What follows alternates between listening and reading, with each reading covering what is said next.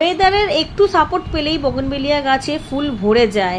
এত কষ্ট সহ্য করতে পারে, কোনো খাবার দাবারের চাহিদা নেই, কোনো সারের চাহিদা নেই, বা কোনো ওষুধ পশুধ কোনো কিছুই দিতে লাগে না, তবুও একটু রোদ পেলেই ফুল চলে আসে। এদিকে শাক গাছগুলো দিব্যি বাড়ছে, আবারও শাকের দানা ছড়িয়েছি গতকাল। আর আকাশটা এত সুন্দর, পুজো পুজো ভাব, দেখুন কি দারুণ লাগছে, মনে হচ্ছে যেন এখানেই থেকে যাই।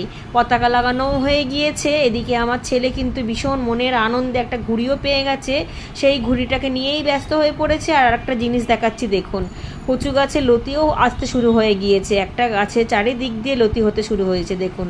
আর লতিগুলোর সাইজগুলো বেশ ভালো, বেশ মোটা মোটা, চারিদিক দিয়েই উঠছে। এইখানে একটা, সাইডে একটা, ওই সাইডে একটা, সবেমাত্র শুরু হয়েছে। গাছগুলো কিন্তু এই লতির দ্বারাতেই আরও ছড়িয়ে যাবে। সাথে এইদিকে চারাগুলোও কিন্তু দিব্যি বাড়ছে, যে চারাগুলো কদিন আগেই দিয়েছে। মাঝে মাঝে বৃষ্টির জল পড়াতে আরও ভালো বাড়ছে।